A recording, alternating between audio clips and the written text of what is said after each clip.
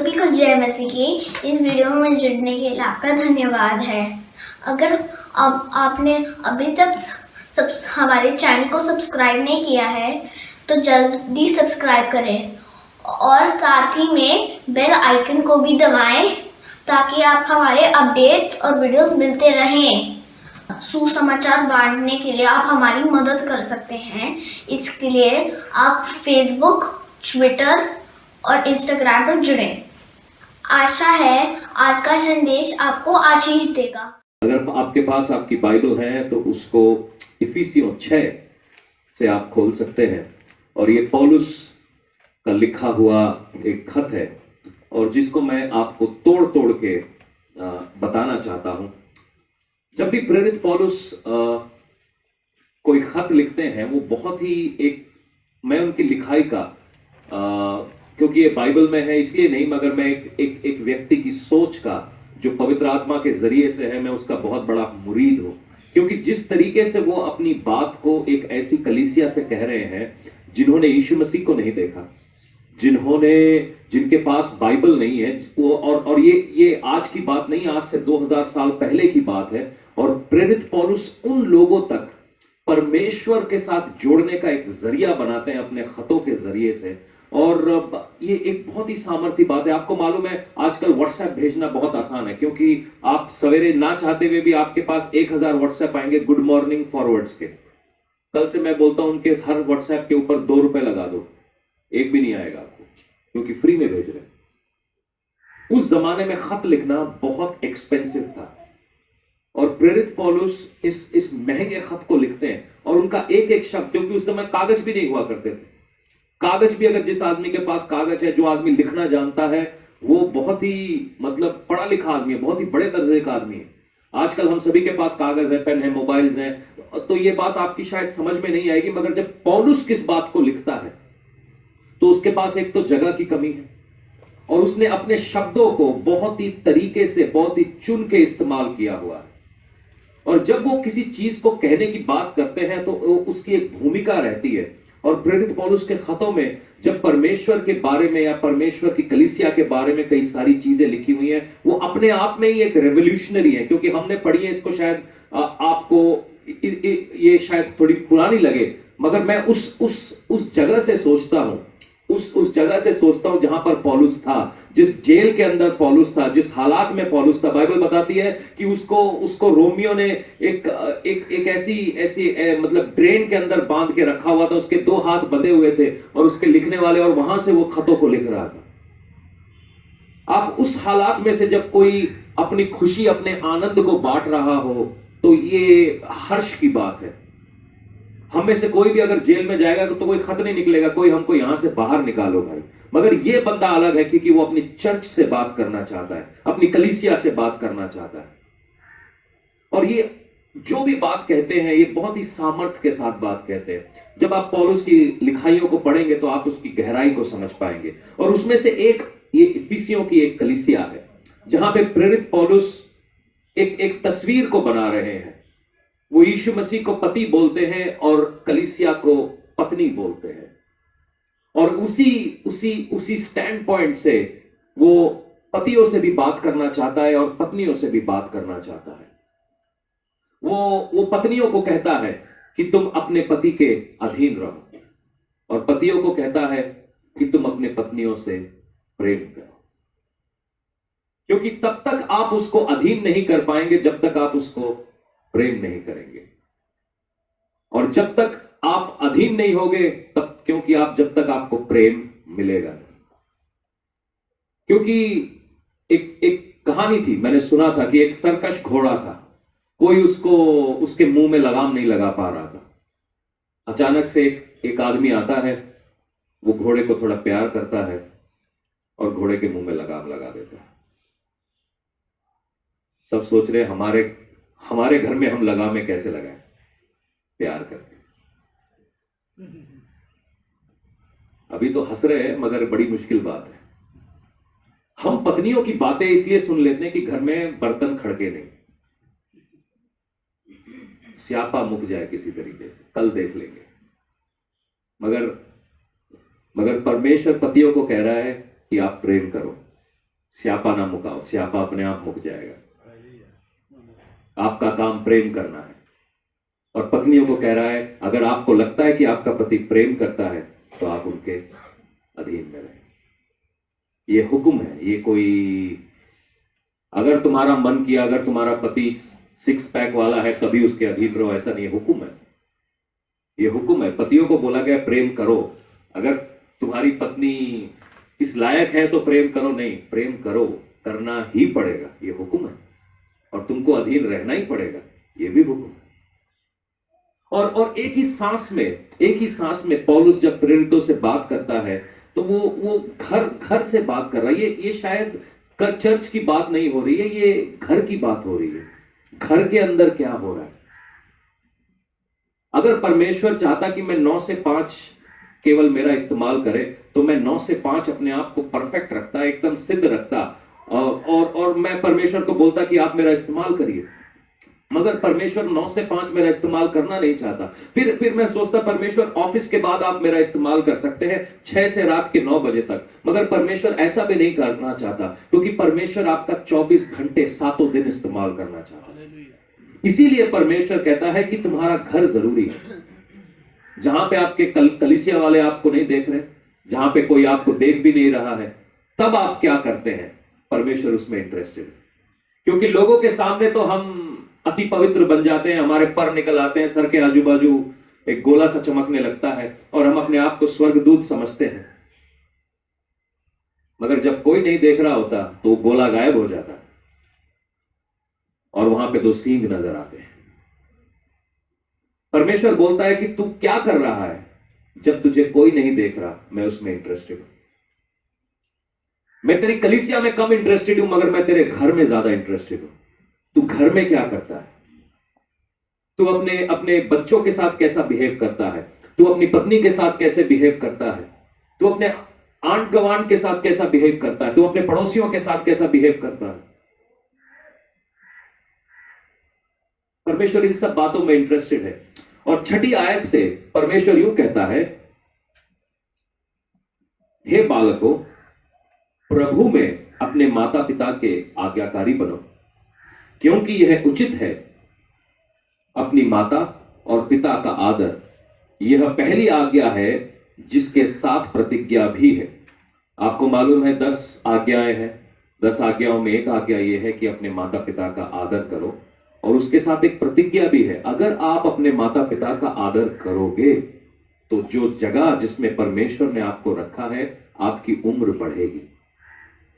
ये प्रतिज्ञा परमेश्वर ने दी है। आजकल आदमी 60 साल में क्यों मर जाता है? 60 साल होते ही बुढ़ा क्यों हो जाता है? क्योंकि शायद हमने अपनी माँ बाप की इज्जत करनी बंद कर दी है, उनका आदर करना बंद कर दिया। रहते तो माँ बाप के साथ है, मगर उनका आदर करना बंद कर दिया। आदर करना बहुत अलग चीज है, ये एक अलग चीज है। मतलब ये खाली मुंह जबानी नहीं, मम्मी जी नमस्ते, पापा जी जय मसीह दी। आदर कुछ और ही है। जब मेरे माँ बाप नहीं भी देख रहे तब मैं कैसे काम करता हूं, वो आदर है। और साथ ही में एक ही सांस में पौलुस प्रेरितों को, इफिसियों की कलीसिया को यह भी कहता है कि तेरा भला हो और तू धरती पर बहुत दिन तक जीवित रहे। हे बच्चे वालों, अपने बच्चों को क्या ना दिलाओ? क्रोध ना दिलाओ। है कि नहीं मजेदार? वो पति पत्नियों को कहता है, पति अपनी पत्नियों से प्रेम करे, पत्नी अपने पतियों के अधीन रहे, और साथ ही में बोलता है कि प्रेम करो और अधीन रहो, और एक दूसरे के साथ अधीन रहो। और फिर बच्चों को बोलता है अपने माँ बाप की इज्जत करो। फिर दूसरे ही लाइन में बोलता है अपने बच्चों को बिना बात के गुस्सा मत दिलाओ, परंतु प्रभु की शिक्षा और चेतावनी देते हुए पालन पोषण करो। तकलीफ यह है, जब मैं कभी भी किसी जेल को देखता हूं, मैं जब दिल्ली में था, मैं वहां पर एक जनकपुरी बोल के जगह है, वहां पर था, और हमारे घर से 1 किलोमीटर दूर तिहाड़ जेल था, और जेल की गाड़ियां आती जाती रहती थी, और इन गाड़ियों के अंदर जवान लड़के हुआ करते थे जो शायद 18 साल के हैं, 20 साल के, 25 साल के, और जेल के अंदर जो भी चल रहा होता था हमें मालूम चलता था वहां पे, क्योंकि हमारे घर के बहुत करीब में था ये जेल। और जब भी मैं इन लड़कों को देखता था, मैं कहीं ना कहीं सोचता था कि इनकी जिंदगी में शायद इनके माँ बाप इनको शिक्षा देने से चूक गए। हम अपने बच्चों को सिखाना भूल गए। अगर हम वहां पर इनको सिखाते कि कैसे अपने माँ बाप की इज्जत करो, कैसे अपने माँ बाप के अधीन रहो, कैसे परमेश्वर के दासों का कहना मानो, कैसे परमेश्वर की बातों पर, आज्ञाओं पर चलो, तो आज वो जेल के अंदर भर्ती ना होते। हम कई बार अपने बच्चों को चालाकियां सिखा देते हैं, हम अपने बच्चों को झूठ बोलना सिखा देते हैं, हम अपने बच्चों को बहुत कुछ सिखा देते हैं जाने अनजाने, क्योंकि शायद आप कुछ सिखाते भी नहीं है मगर आपके बच्चे आपको देख रहे हैं। और जब ऐसा हो रहा होता है तो हम कहीं ना कहीं उनको बलवा करना सिखा रहे होते हैं, और कहीं ना कहीं हमारा हाथ है, कहीं ना कहीं हमारा हाथ है कि हम उन लड़कों को कुछ सिखा नहीं पाए, इसीलिए वो समाज से अलग कर दिए गए, वो जेल में बैठे हैं आज की तारीख में।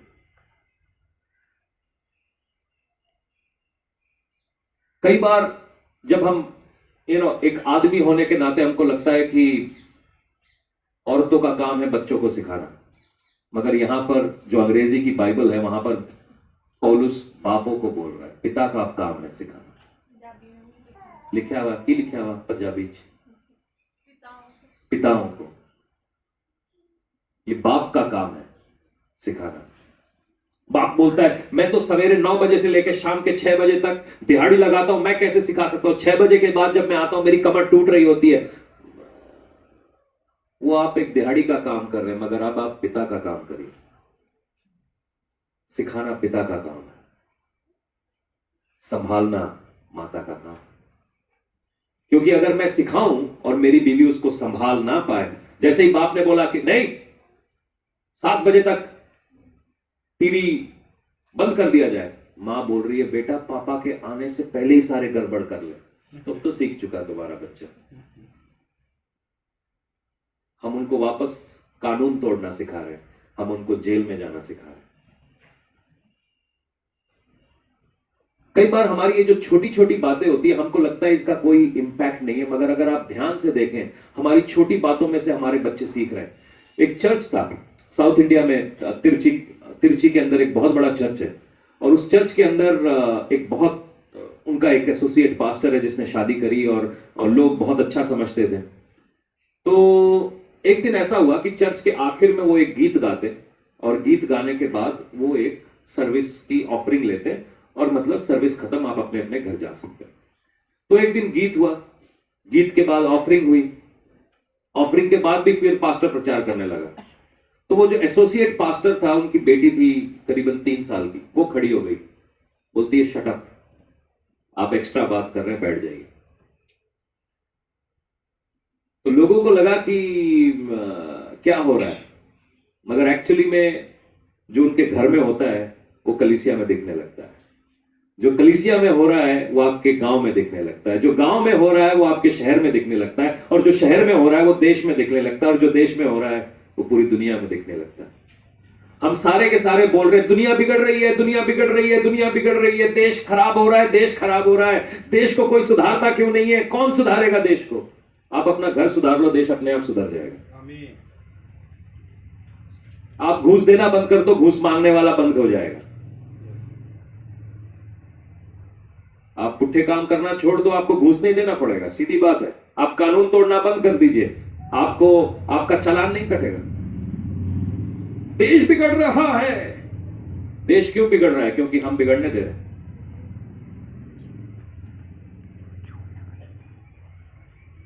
आगे कलाम यूं कहता है 5वीं आयत से, हे दासो, जो लोग इन संसार में तुम्हारे स्वामी हैं, अपने मन की सिधाई से डरते और कांपते हुए जैसे मसीह की वैसे ही उनकी भी आज्ञा मानो। मनुष्य को प्रसन्न करने वालों के समान दिखाने के लिए सेवा ना करो, इसको आप अंडरलाइन कर सकते हैं, पर मसीह के दासों के समान मन से परमेश्वर की इच्छा पर चलो, और सेवा को मनुष्य की नहीं परंतु प्रभु की जानकर सच्चे हृदय से करो, क्योंकि तुम जानते हो कि जो कोई जैसा अच्छा काम करेगा, चाहे दास हो चाहे स्वतंत्र चाहे प्रभु से, वैसा ही पाएगा। हे स्वामियों, तुम भी धमकियां देना छोड़कर उनके साथ वैसा ही व्यवहार करो, क्योंकि तुम जानते हो कि उनका और तुम्हारा दोनों का स्वामी स्वर्ग में है और वह किसी का पक्ष नहीं करता।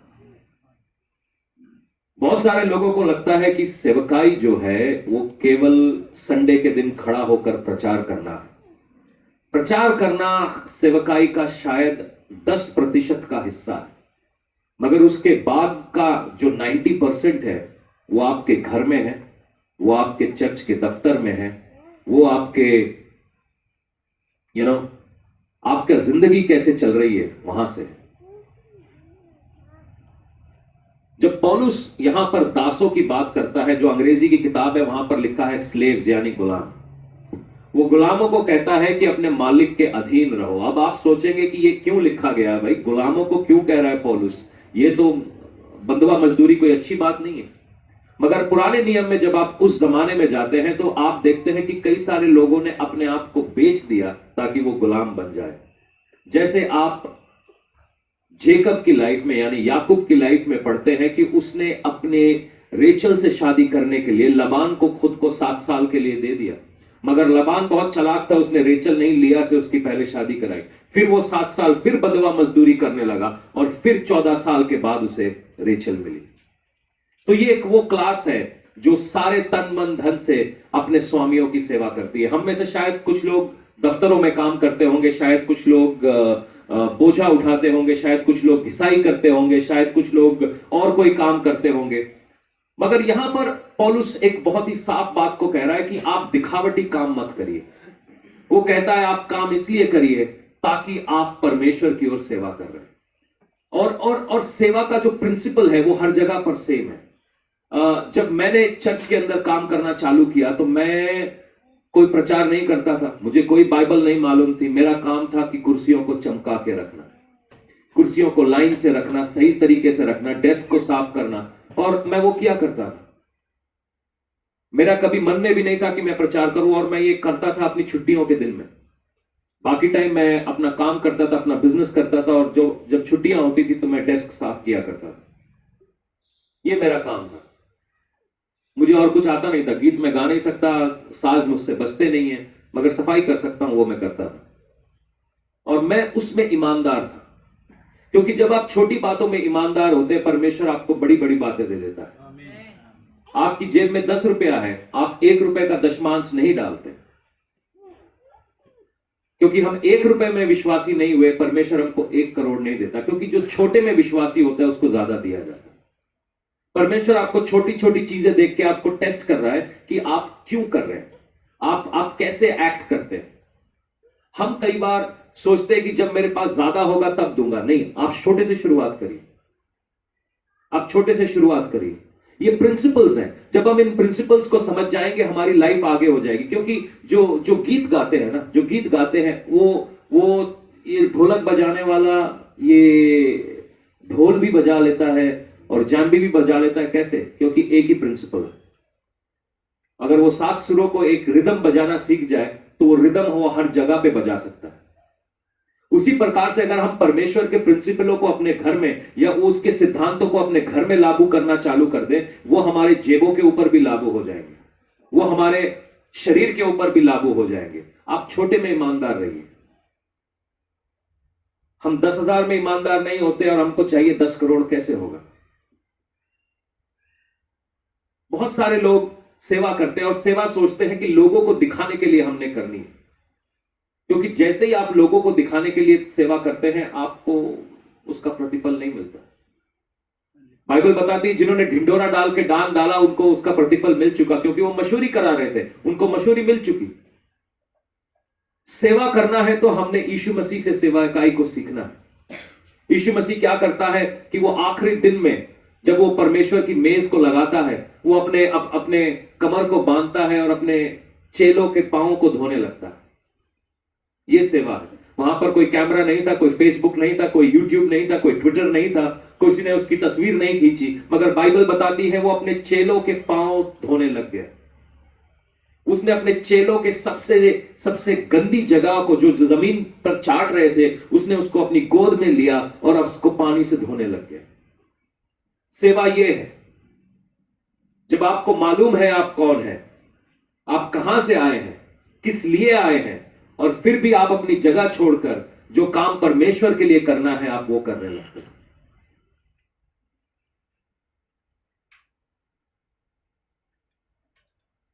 मैं ये बातें आपको क्यों बता रहा हूं, शायद आपकी, मैं ऐसा लग रहा है कि मैं आपके अंगूठों के ऊपर खड़ा हूं, मगर अगर आप इन बातों को सीखेंगे तो आप अपनी जिंदगी में बरकत को पाएंगे। कई लोग अपने, आजकल तो ऐसा नहीं होता था, मतलब कई लोग अपने ऑफिस में काम करते थे और ऑफिस में हमारे बॉस ने हमारी तनख्वाह नहीं बढ़ाई तो क्या किया, ऑफिस के सारे अखबार, पेंसिल, पेपर, स्टेशनरी सारी घर आ गई बच्चों के लिए। बॉस तनख्वाह नहीं बढ़ाएगा तो क्या होगा, हम यहां से कर लेंगे। हमारे ऑफिस का टाइम है एक घंटे का लंच करना है, मगर हम उसको 2 घंटे तक लंच कर रहे हैं। काम चोरी भी तो चोरी है भाई। अगर आप अपने बॉस के सामने काम करते और उसके पीठ पीछे काम नहीं करते तो आप बेकार हैं मेरे हिसाब से, क्योंकि ये परफॉर्मेंस हो गई। परफॉर्मेंस समझते हैं, जैसे कलाकार होते, जैसे उनको भीड़ लगती है वो कला सेवकाई चालू कर देते हैं, मतलब कला अपनी चालू कर देते हैं। अगर मुझे अपने लोगों को जो जो जो स्टाफ है अगर उनको देखने की जरूरत पड़ जाए तो मेरी सरदर्दी डबल हो गई। पहले मेरी एक मुसीबत थी कि मेरा काम नहीं हो रहा, अब मेरी 2 मुसीबत है कि मैं अपने पहले लोगों को देख रहा हूं कि भाई पहले वो कैसे काम कर रहे हैं और फिर उनसे काम भी निकलवा रहा हूं, क्योंकि अगर मेरे पीछे से काम होता है तो मेरी मुसीबत आसान होती। मैं किसी को पैसे नहीं दूंगा मेरी मुसीबत बढ़ाने के लिए, मैं पैसे दूंगा जब मेरी मुसीबत आसान होती है। कोई आपके पास यूं नहीं आएगा कि आप बड़े अच्छे दिखते हैं इसलिए मैं आपके पास आ गया। लोग आपके पास आएंगे जब आपके पास उनकी मुसीबत का हल होगा।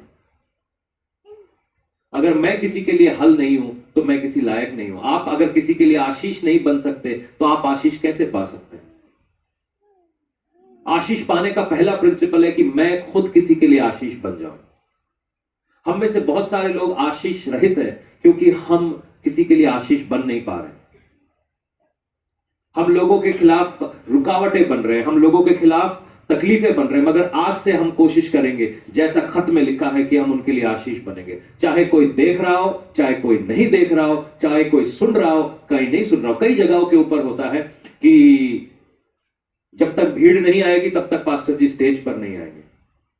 मेरी सेवकाई भीड़ की नहीं है, जहां 2 या 3 जमा हो वो मेरे साथ है। मैं भीड़ का मुंह क्यों देखूं जब मेरा बाप मेरे साथ है? अगर मुझे भीड़ का मुंह देखना पड़ गया तो मेरी सेवकाई तो भीड़ की है।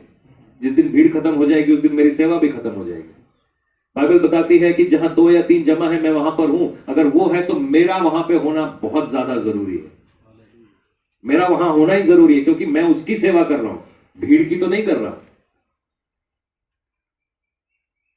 और 10वीं आयत से पढ़ेंगे आत्मिक युद्ध के बारे में। इससे पहले कि आप लड़ाई में जाएं, देखिए मेरा हमेशा मानना है कि घर में अगर आग लगी हुई है तो बाहर की आग बुझा नहीं सकते। तो सबसे पहले जो आग बुझानी है वो है घर की आग। अगर मेरा घर ऑर्डर में नहीं है, मेरी शादी ऑर्डर में नहीं है, तो मैं दुनिया के लिए कोई काम नहीं कर सकता हूं। मेरी जिंदगी ऑर्डर में नहीं है तो मैं किसी के लिए आशीष नहीं बन सकता हूं। सबसे पहली चीज, अगर आप आशीष पाना चाहते हैं तो अपनी जिंदगी को ऑर्डर में लाइए। ऑर्डर का मतलब समझते हैं, चीजें सरीके से लाइए। पंजाबी में ऑर्डर को की कहते हैं? हुक्म। हुक्म। हुक्म नहीं, ऑर्डर का मतलब है संदेश भी नहीं कहते। जैसे जैसे एक अलमारी में चीजें आप ठूस सकते हैं, तरीके से रखिए अपनी अलमारी में एक चीज तय करके सोनी तरीके से। हमारी जिंदगियां भी वैसी होनी चाहिए, एकदम सोनी। हमारे घर, हमारे परिवार, सारी चीजें एकदम ऐसी होनी चाहिए जैसा परमेश्वर का वचन कहता है। कोई भी चीज ऐसा ना हो कि अलमारी खोले और कपड़ों के पहाड़ के नीचे कोई दब के मर जाए। हमारी जिंदगी ऐसी होनी चाहिए। और यहां पर लिखा है, इसीलिए प्रभु में और उसकी शक्ति के प्रभाव में बलवंत बनो, परमेश्वर के सारे हथियार बांध लो कि तुम शैतान की युक्तियों के सामने खड़े रह सको।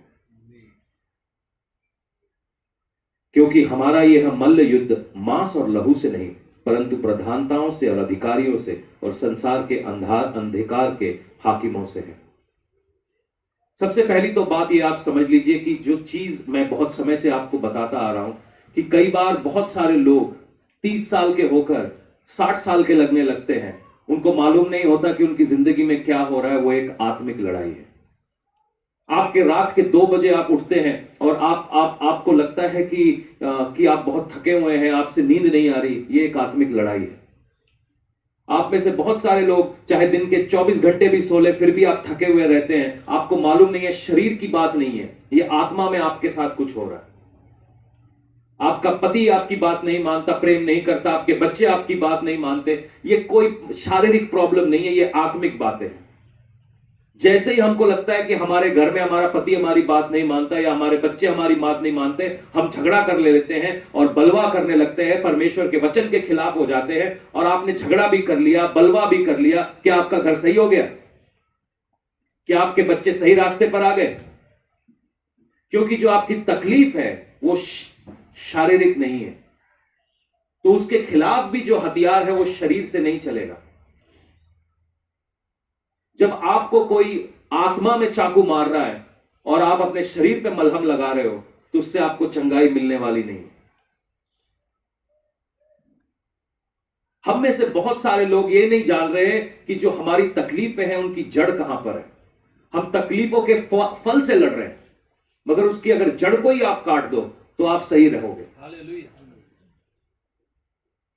हम अपने घरों को ऑर्डर में लाने वाले हों। और दूसरी बात ये समझें कि हम परमेश्वर के हथियार बांध के, परमेश्वर ने जो ताकत हमको दी है, जो हुकूमत हमको दी है, उसका इस्तेमाल करते हुए शैतान के सामने खड़े रहने को परमेश्वर कहता है। खड़े रहने को क्यों कहता है? पता है क्यों? क्योंकि जब आप खड़े रहोगे, आपको मालूम है, आप ये जो खड़ा रहना है, स्टैंड करना है, ये एक टाइम का प्रोसेस है, ये एक समय से सीमित बात है। बाइबल बताती है जो यीशु मसीह पे विश्वास करते हैं वो अनंत जीवन पाते हैं। ये आपको मालूम है? आपका जीवन अनंत है, मगर शैतान का टाइम लिमिटेड है। वो कहता है सामना करो, खड़े रहो। आज मुसीबत है, खड़े रहो। आज पैसे नहीं है, खड़े रहो। आज तकलीफ है, खड़े रहो। जब आप खड़े रहना सीख लेते हैं, आपको मालूम है जैसे जैसे जैसे दिन का एक टाइम है ना, दिन 5 बजे ढल जाएगा। अगर आप खड़े रहना सीख लेंगे विश्वास में, तो ये जो समा है ना आपका, ये भी निकल जाएगा। आमीन, हालेलुया। शैतान के पास लिमिटेड टाइम है कि वो आपको भटका के रास्ते से बाहर ला सके, मगर परमेश्वर ने आपको अनंत काल का पावर दिया है।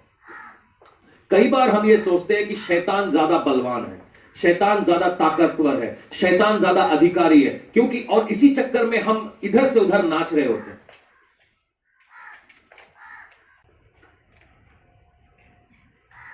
बाइबल बताती है परमेश्वर के सारे हथियार बांध लो कि तुम शैतान की युक्तियों के सामने खड़े रह सको, क्योंकि हमारा ये मल्ल युद्ध मांस और लहू से नहीं, परंतु प्रधानों से और अधिकारियों से और संसार के अंधकार के हाकिमों से और दुष्टता की आत्मिक सेनाओं से है जो आकाश में है। इसीलिए परमेश्वर के सारे हथियार बांध लो कि तुम बुरे दिनों का सामना कर सको और सब कुछ पूरा करके स्थिर रह सको। इसीलिए सत्य को अपने, मतलब ये जो स्थिर रहना है, जब आपके पास मुसीबत आती है तो आप कैसे उसका प्रत्युत्तर करते हैं। जैसे ही घर में कुछ गड़बड़ होने लग गई, हमने चर्च छोड़ा और बाबाओं को पकड़ा। स्थिर रहने के लिए परमेश्वर कहता है कि जब तक तुम स्थिर नहीं रहोगे और जब तक तुम हिलते डुलते रहोगे, तब तक आपका काम हो नहीं सकता। अगर आपने किसी से अपना इलाज करवाना है, आप ब्रेक डांस करते हुए ऑपरेशन टेबल के ऊपर जा नहीं सकते, क्योंकि वहां पर आपको एनेस्थीसिया दिया जाता है, आपको बेहोश करा जाता है ताकि आप स्थिर रह सकें। वचन कहता है कि स्थिर रहो और जान लो कि मैं परमेश्वर हूं। हम परमेश्वर को तब तक नहीं जान पाएंगे जब तक हम स्थिर रहना नहीं सीखेंगे। लड़ाई में जाने से पहले आपको आपका घर ठीक करना है, दूसरा उसके हथियारों को लेना है, और तीसरा है कि हम स्थिर रहना सीखना है। क्योंकि लड़ाई में जो जिनके पांव कांप रहे होते हैं ना, कभी आपके पांव कांपे डर के मारे, तो आप लड़ नहीं पाएंगे, क्योंकि पहले ही आपने सोच लिया कि मेरी हार होने वाली, मैं भागने वाला हूं। पहले ही आपने सोच लिया मैं तो कैंसर के सामने घुटने टेकने वाला हूं, पहले ही आपने सोच लिया कि भाई मेरे तो जिंदगी में पैसे आएंगे ही नहीं। क्योंकि जब आपने ऐसा सोच लिया आप जीतोगे कैसे, आप लड़ोगे कैसे, आप लड़ोगे कैसे? मेरे घर से तो नशा जाएगा नहीं, क्योंकि मेरा मेरा दादा नशा करता था, मेरा बाप नशा करता है, मैं भी नशा करता हूं, मेरे बच्चे भी नशा करेंगे। आज उसको रोकना है, आज उसको तोड़ना है। बोला अब नहीं, अब नहीं, अब नहीं। हम खड़े रहेंगे, हम लड़ना सीखेंगे। परमेश्वर बात ना बोलता खड़े हो जाओ तुम, बस बाकी लड़ाई वो लड़ लेगा। वो जंग कदे नहीं हारते। हम क्या सोच रहे हैं, मैं लड़ रहा हूं, मैं लड़ रहा हूं, मैं लड़ रहा हूं, मैं लड़ रहा हूं, मैं नहीं लड़ रहा हूं, वो लड़ रहा है। आपने बस खड़ा होना है। और मजेदार बात है, वो आप किस जगह पर खड़ा होना है वो आपको वहां पर ले जाकर रख देता है। तकलीफ ये होती है, जैसे अभी आप सुन रहे थे कि आपको परमेश्वर एक दर्शन देता है, एक जगह के लिए बताता है, और वो जगह पे जाकर परमेश्वर आपको वहां की चीजें चखाता है, मगर आपको बोलता है लड़ने के लिए, खड़े रहने के लिए। क्या परमेश्वर जो जो जो जो उनको मिस्र देश से निकाल कर लेकर आ गया, क्या परमेश्वर को क्या टाइम लगता था कि यरीहो के ऊपर एक आग की बारिश करने के लिए? क्या टाइम लगता था कि कानानियों लोगों के ऊपर एक बीमारी छोड़ देता और वो मर जाता और सबके सब मर जाते और सारे इजरायली लोग कानान के ऊपर हमला जगह ले लेते? मगर परमेश्वर ने ऐसा नहीं किया, क्योंकि जो आशीषें आपको बिना लड़े हुए मिल जाती हैं, आप उनकी कदर करना छोड़ देते हैं। जितने लोगों ने लव मैरिजेस करी, उनकी मैरिजेस अच्छी क्यों जाती है? क्योंकि पहले वो सारे जमाने से लड़ते हैं, फिर आजू बाजू लड़के लड़कियों से लड़ते हैं। तू मेरी वोटी नू ना देखी, मेरी बंदी है वो, तू उसने ना देखी, मेरा बंदा है। फिर उनके माँ बाप से लड़ते हैं, फिर अपने माँ बाप से लड़ते हैं, फिर जाके वो शादी करते हैं, उनको वैल्यू मालूम होती है। जनाजा ब्याह मेरे जैसे पादरी कराते हैं, हाँ जी तुम्हें पसंद है, हाँ पसंद है, कर लो कर लो। फिर वो वैसे ही कर लो कर लो कर लो, फिर उससे निकलो निकलो निकलो, फिर दोबारा कर लो कर लो कर लो, फिर निकलो निकलो निकलो।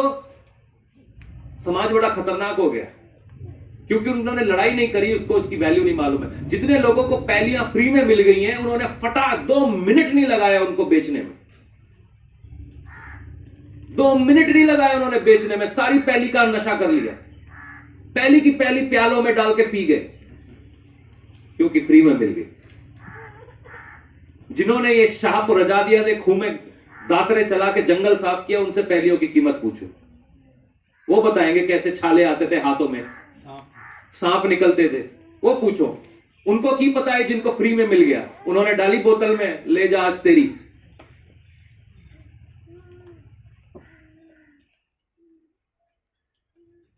क्योंकि हमको जो चीजें बिना लड़ाई के मिल जाती है, उनकी हम कीमत नहीं जानते। परमेश्वर ने इन लोगों को शहद और दूध की नदियां दिखाई। परमेश्वर ने इनको जिताया, इनको यरीहो के रथों के सामने इनको लेकर गया। ये इन्होंने पहले ऐसे शहर देखे ही नहीं थे कि जिनकी दीवारें इतनी मोटी थी, जिनके ऊपर रथ चल रहे हो, सारे हित्ती हिताती और जबूसाइट सारे उनके ऊपर चल रहे हो। परमेश्वर ने एक चमत्कार में उन सबको हटा दिया। हालेलुया। मगर बोलता है ये तो मैंने कर दिया, अब आगे तेरा काम, अब आगे तू कर। कई बार हमारी जिंदगी में छोटे छोटे मिरेकल्स हो जाते हैं, छोटे मिरेकल्स हम देख लेते हैं, मगर जब बड़ा मिरेकल आना होता है, परमेश्वर बोलता है तू कर। प्रोफेसी मिल गई, प्रोफेसी पूरी नहीं हो रही है, क्योंकि परमेश्वर बोलता है खड़ा रहे इसके ऊपर, इस वचन के ऊपर खड़ा रहे। जब मैं गोवा से निकला था, गोवा बहुत ही सुंदर जगह है, मैं आपको कैसे बताऊं। समुंदर भी है वहां पर, पहाड़ भी है वहां पर, सड़कें भी बहुत अच्छी है वहां पे, जंगल के बीच में भी सड़क है। आपको रेगुलेशन अच्छे हैं, सरकार अच्छी है, पुलिस अच्छी है। आप सरपंच के पास चला जाओ, वो भी अच्छा है, क्योंकि उसको मालूम है अगर वो बात नहीं सुनेगा वो हटा दिया जाएगा। एमएलए अच्छे हैं। आप कितने बार आपके गुरदासपुर के एमएलए से मिले? मेरे पास तो वोटिंग कार्ड नहीं था, मैं फिर भी जाके मिला था।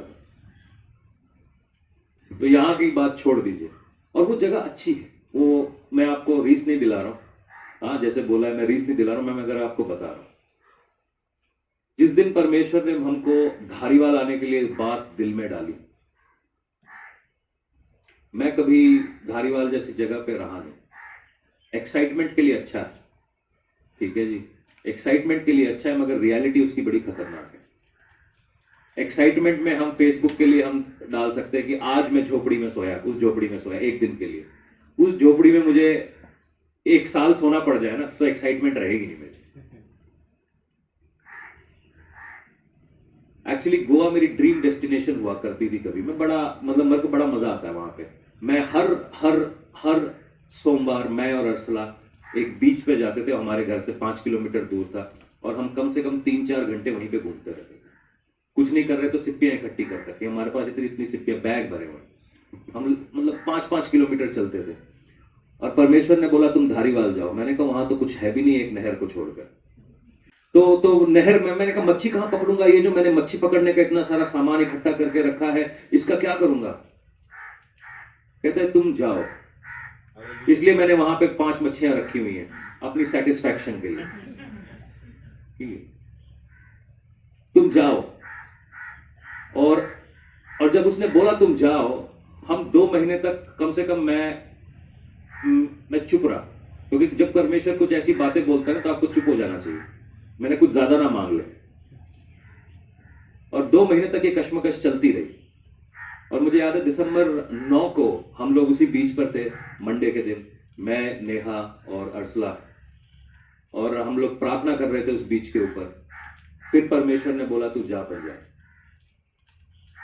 और एक अचानक से एक शांति हमारे दिल में आ गई, और हम पंजाब की तैयारी करने लगे। हमको यहाँ घर नहीं मिले। मैं पहली बार जब सर्दियों में पंजाब में आया, यहाँ एक होटल है, वो कौन सा वाला होटल है, चेन्नई एक्सप्रेस, उस होटल के अंदर गया मैं और मेरी मम्मी आए थे, और हमने कंबल उठाए। मेरे को ऐसा लगा किसी बच्चे ने सुसु करके गया उसके ऊपर, इतना गीला था। मैंने कहा भाई मैं यहाँ पे रहूंगा कैसे, यहाँ तो बिस्तर गीले होते हैं। और मैं धारीवाल आया, किसी तरीके से यहाँ पहुंच गया। हमारे को घर ना मिले, हमारा घर मिले तो घर बड़ा अजीब सा हमारा। बड़ी मुश्किल से वहां पर हम सेटल हुए, अपने आप को सेटल किया, क्योंकि ऐसे घरों में हम कभी रहे नहीं। हमारे जो, ऐसा नहीं बोल रहा हूँ आपके घर बहुत सुंदर है, मुझे बहुत पसंद है, मेरा घर मुझे बहुत पसंद है, मगर वो मेरी उस समय की तकलीफ थी। तो हमारे घर कभी ऐसे नहीं हुआ करते थे कि जहां पर हमको एसी लगाने के लिए भी मेन लाइन से तार खींचनी पड़े, जहां पे पानी, गर्म पानी, ठंडा पानी करने के लिए भी हमें दिमाग लगाना पड़े। तो ये शहरों में ऐसा नहीं होता था, दिल्ली में खासकर ऐसा नहीं है, गोवा में ऐसा नहीं है, मगर यहाँ पर ऐसा था। और ये सारे स्ट्रगल्स में से होकर मैं जा रहा था, और परमेश्वर ने मुझे एक चीज दिखाई कि मैं यहाँ से एक ऐसी कौम को खड़ा करूंगा तेरे जरिए से, जो तेरे नाम को आगे लेकर जाए। Hallelujah, hallelujah. ये 2 ही आदमियों को समझ में आई। वो बोल रहे हैं कि मैं बख्शी नहीं बनना चाहता, मैं आपको बख्शी बनाना भी नहीं चाहता। ठीक है जी, मेरे पास इतनी पहलियां नहीं है, मगर ये जो चीज मेरे ऊपर है, जो मेरे दिल में है, अगर आप में से 10 आदमी भी इस बात को समझ जाए तो ये पूरा पंजाब बदल सकता है। हालेलुया। तो जब परमेश्वर मुझे यहाँ पर लाया, और मैं स्ट्रगल करते हुए यहाँ तक पहुंचा हूं, बड़ी मुश्किल से यहाँ तक पहुंचा हूं। और मैं जब पहली बार इस गांव में आया था, मेरी गाड़ी वो क्रिसेबल के घर के सामने गड्ढा है, वहां फंस गई थी, और बहुत सारे लड़कों ने वहां से धक्के से निकाली थी, क्योंकि ऐसी रोडों पे मैं कभी चला नहीं। ये हमारे लिए खतरनाक रोड है। और अब देखो, मैं आंख बंद करके भी मुझे कहीं ले जाओ, तुम मौत के कुएं में धक्का दे दो, मैं वहां से निकल आऊंगा।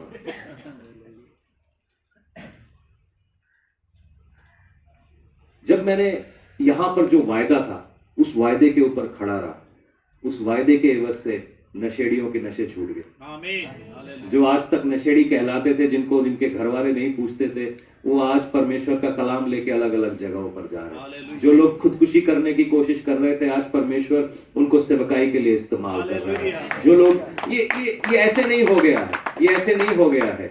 मेरे को लड़ना पड़ा है, मेरे को लड़ना पड़ा है, मेरे को अपने आप से लड़ना पड़ा है।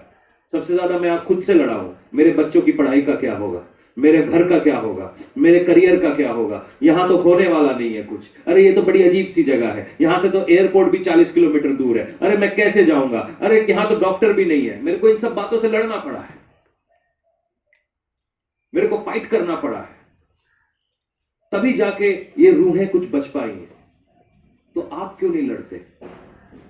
क्या आपको आपके परिवार की कीमत नहीं मालूम? क्या आपको आपकी आशीषों की कीमत नहीं मालूम?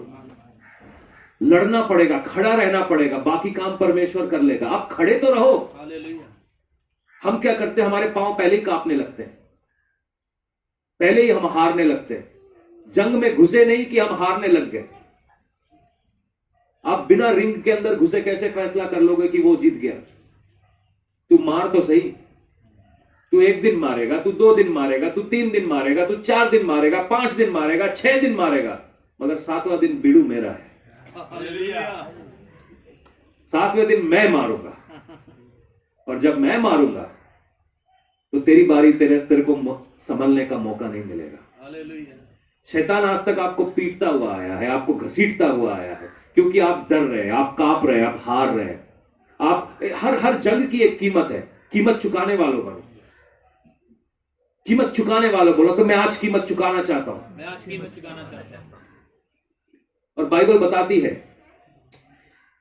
इसीलिए परमेश्वर के सारे हथियार बांध लो कि तुम बुरे दिनों का सामना कर सको और सब कुछ पूरा करके स्थिर रह सको। इसीलिए सत्य को अपनी कमर कसकर, धार्मिकता का झिलम पहनकर, अपने पांव में मेल के सुसमाचार की तैयारी के जूते पहनकर, और इन सब के साथ विश्वास की ढाल लेकर स्थिर रहो, जिससे तुम दुष्ट के सब जलते हुए तीरों को बुझा सको। और उद्धार का टोप पहनो और आत्मा की तलवार जो परमेश्वर का वचन है ले लो। सुनो, इसके अंदर बड़ी एक खास बात है। बोलता है कमर के अंदर जो बेल्ट है, कहता है सत्य की बेल्ट पहन लो। लड़ाई के समय कभी आपकी लड़ाई हुई और लड़ाई के समय अगर आपकी पैंट खुलने लगी तो आप लड़ नहीं पाओगे। या तो पैंट संभालोगे या लड़ाई संभालोगे। कहता है सच्चाई की बेल्ट पहनो, क्योंकि जो कुछ भी आपके अंदर से निकले वो सच्चा। झूठ को पैदा मत करने दो, अपने दिमाग को झूठ पैदा मत ना करने दो, खुद को झूठ पैदा मत करने दो। कहता है सच की कमर को बांध लो, क्योंकि ये बेल्ट शायद उधार ना ली हो, शायद सस्ती घटिया बेल्ट हो, मगर ये अगर सच्ची बेल्ट है तो ये काम की बेल्ट है। क्योंकि जिस सैनिक की पैंट गिर रही होती है वो जंग नहीं लड़ता, वो अपनी पैंट संभाल रहा होता है। वो कहता है धार्मिकता की झिलम पहनो, अपनी छाती को उसकी धार्मिकता से ढक लो, झूठी धार्मिकता नहीं। ओ मैं किन्नी अच्छी कल कर दिया, मैं किन्नी देर से किन्नी चिर मैं प्रार्थना कर दिया। नहीं, वो मेरे लिए क्या करके गया, वो जो सलीब उसने मेरे लिए उठाया वहां पर क्या है, वो चीज मैं अपने ऊपर पहनना चाहता हूं, जो यीशु मसीह ने मेरे लिए किया। अगर आपने सेवा को समझना है तो आप यीशु मसीह से सेवा को समझिए। मरते दम तक ये आदमी प्रचार किए जा रहा है, उसके हाथों में कील लगे हुए हैं और उसका लहू बह रहा है, उसके ऊपर इतनी पिटाई लगी है कि बाइबल के जानने वाले बताते हैं कि इसको विपिंग टेबल के ऊपर ही मर जाना था, मगर उसने अपनी जिंदगी तब तक नहीं छोड़ी जब तक उसने सेवा को नहीं किया। उसके हाथों से लहू बहता रहा, उसके सर के ऊपर से लहू बहता रहा, लोग उसको थूकते रहे, उसका मजाक उड़ाते रहे, वो उनको माफ करता रहा। यह है प्रचार, यह है जिंदगी से प्रचार। हम सपोज सबके सब स्वर्ग पहुंच गए और स्वर्ग में पतरस बैठा है, पौलुस बैठा है और ये सब आपस में बात कर रहे, तेरे को मालूम है मेरे को उल्टा टांग दिया। अच्छा, उल्टा सलीब पर चढ़ा दिया। ओके, फिर कोई बोलेगा मेरे को इसने गर्म पानी में डाल के उबाल दिया। अच्छा, कोई बोलेगा मेरे को शेरों ने खा दिया, कोई बोलेगा मेरे को गोली मारी गई मेरे सर के ऊपर, कोई बोलेगा कि मेरी चमड़ी उधेड़ दी गई, मेरे परिवार को मार दिया गया विश्वास के लिए। हम पीछे कहीं पे छुपे बैठे होंगे, अपने सर को अपने पांव के नीचे दबा के। तुम्हारे साथ क्या हुआ? शन्नू ने मेरे बारे में गलत बातें करी। तुम्हारे साथ क्या हुआ? चर्च बहुत दूर था, बड़ी दर्द से मैं चर्च पहुंचती थी। तुम्हारे साथ क्या हुआ? मेरे चर्च में विश्वास की वजह से मेरे को अच्छा जगह पे बिठा के इन्होंने लंगर नहीं खिलाया, इसलिए मेरे घर में एसी नहीं चल रहा था। वो बोलेंगे हमारी जिंदगी निकल गई, और हम बोल रहे हैं कि हमारे को तो मुंह छुपाना पड़ जाएगा भाई, स्वर्ग जाके हमको मुंह छुपाना पड़ जाएगा। मतलब ये वो वाला क्लब होगा जहां पे वो बोलेंगे हमने विश्वास के लिए ये किया, तुमने क्या किया? चर्च गए दर्द के साथ, मेरे पास अच्छे कपड़े नहीं थे फिर भी हम चर्च गए। मेरे को उन्होंने पूछा नहीं इसलिए हम चर्च गए। शैतान आपको डिगा देना चाहता है, आपको शैतान अच्छी सेवकाइयों में से निकाल लेना चाहता है, आपके दिमाग में फितूर भर के। फितूर समझते हैं? हाँ जी, हाँ जी।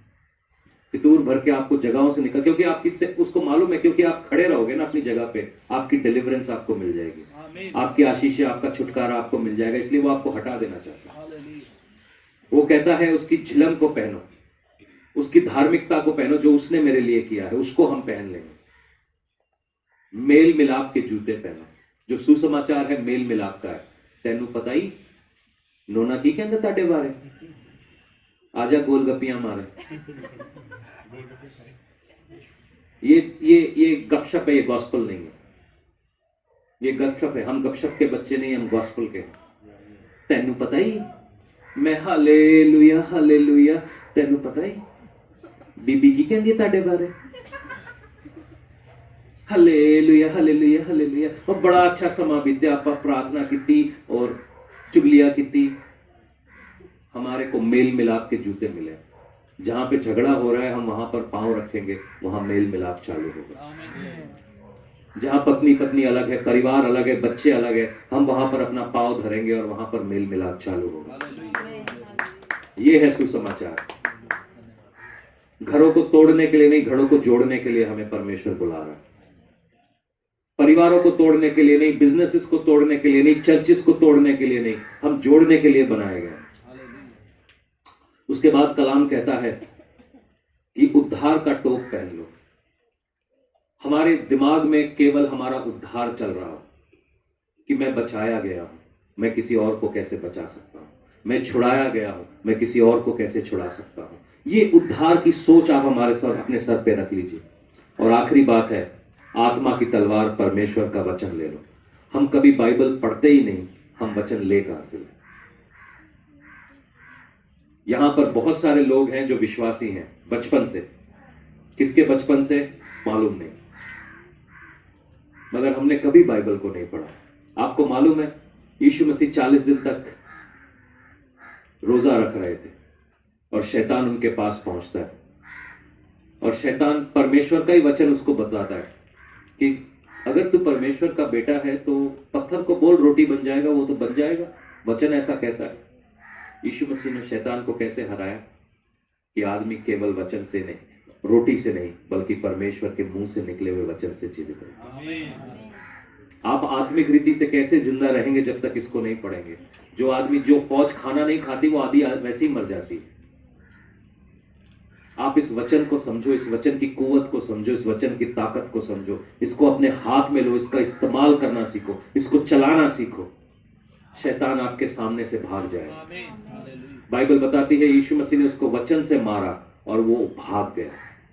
एक आयत पढ़ेंगे इब्रानियों 11:3 और उसको पढ़ के खत्म करेंगे इस आज की मीटिंग को। 11:3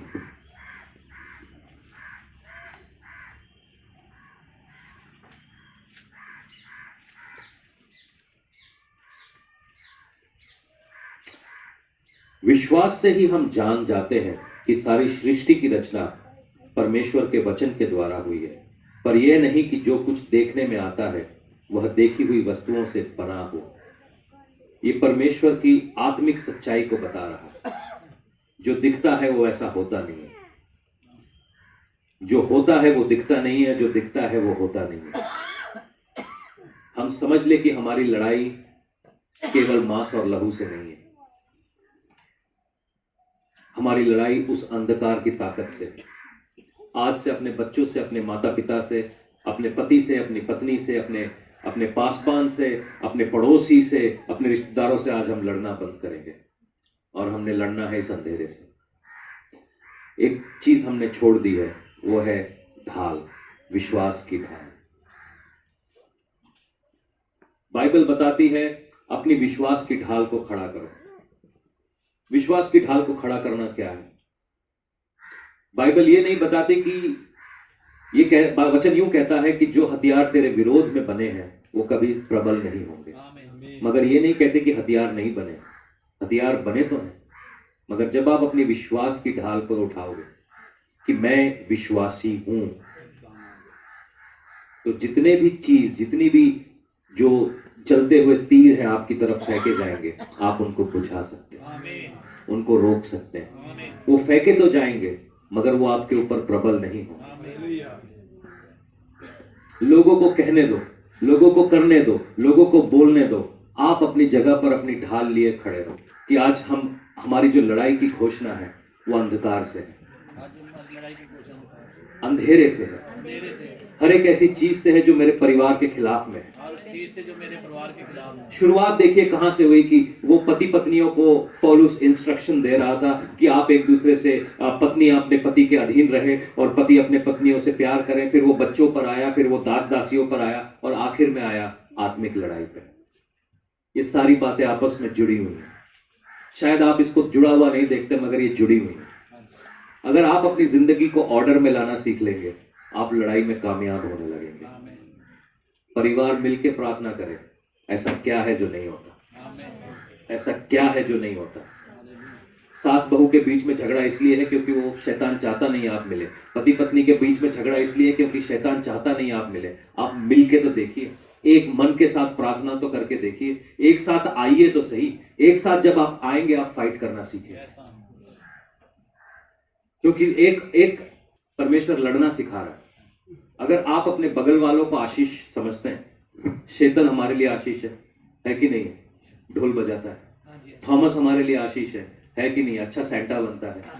अंजलि भी हमारे लिए आशीष है, कोई मेरी बातों पे हंसता है, ठीक है। अपना जोएल हमारे लिए आशीष है, वो अपना शुभम हमारे लिए आशीष है, वो राजू हमारे लिए आशीष है, राजा हमारे लिए आशीष है। अगर आप अपने बगल वाले को आशीषित समझते हैं, अपना आशीष समझते, अपनी बरकत समझते, तो क्या आप लड़ोगे नहीं? तुम्हारी जेब में से कोई 5 रुपए जब खो जाए कितना दुख होता है। कैसे कोई हमारा भाई हमारे से छीन सकता है? कैसे कोई हमारी बहन को हमसे छीन सकता है? कैसे कोई मेरे परिवार को टच कर सकता है? एक दूसरे के लिए लड़ना सीखे, फाइट करना सीखे, मजा आएगा। हम आगे बढ़ेंगे, हम तरक्की करेंगे, हम बरकत लाएंगे। परमेश्वर हमारे साथ है। हालेलुया। आइए हम प्रार्थना में चलें। हालेलुया। धन्यवाद, धन्यवाद करते हैं। हालेलुया। प्रेमी पिता परमेश्वर, उखाराबस से तेरे मैंने सखांत गुरु से। हालेलुया। पिता हम फाइट करने वाले हैं। हालेलुया। पिता आप हमें सही से लड़ना सिखाए। पिता शायद हमने कोई गलत बातें, गलत चीजें सीख ली, मतलब आप हमें लड़ना सिखाए खुदा। हालेलुया। धन्यवाद करते हैं, धन्यवाद करते हैं, धन्यवाद करते हैं खुदावंद। आज हमारे परिवार को आप एक करें पिता प्रभु, हमारे दिलों को एक करें, हमारे चर्च को एक करें पिता प्रभु। आज अपनी सामर्थ हमारे ऊपर उंडेलें पिता प्रभु। आपकी सामर्थ से हम भरना चाहते हैं पिता। आज आप हमें नई रीति से फाइट करना सिखाएं, आज हमें नई रीति से खड़ा होना सिखाएं, हमें नई रीति से परमेश्वर चीजों को करना सिखाएं। परमेश्वर हम नई चीजों को करना चाहते हैं पिता प्रभु। आप हमें नया करें। हालेलुया। आज आप हमें नया करें पिता परमेश्वर। एक नई लेवल पर आप हमें लेकर चले, एक नई जगह के ऊपर आप हमें लेकर चले परमेश्वर। एक नई चीज को आप हमारी जिंदगी में करें पिता खुदावन। आप हमारे परिवारों में जो गड़बड़ है उसको सही करें। पिताओं को उसका जगह दिखाए पिता, माओं को उनकी जगह दिखाएं पिता, पतियों को अपनी जगह दिखाएं, पत्नियों को अपनी जगह दिखाएं परमेश्वर। खुदावन हम मांगते हैं कि चर्चेस में लोग अपनी जगहों को समझें, सेवकाई में लोग अपनी जगहों को समझें पिता खुदावन। आज एक बरकत का, एक आशीष का माहौल होने दीजिए खुदावन। हमारी जिंदगियां बदल जाएं, हमारी जिंदगियां आशीष पाए परमेश्वर। हम एक बदलाव की लड़ाई को चाहते हैं। आज हम में से हर एक व्यक्ति बदल के जाए पिता, यीशु मसीह के नाम से मांगते हैं, आमीन।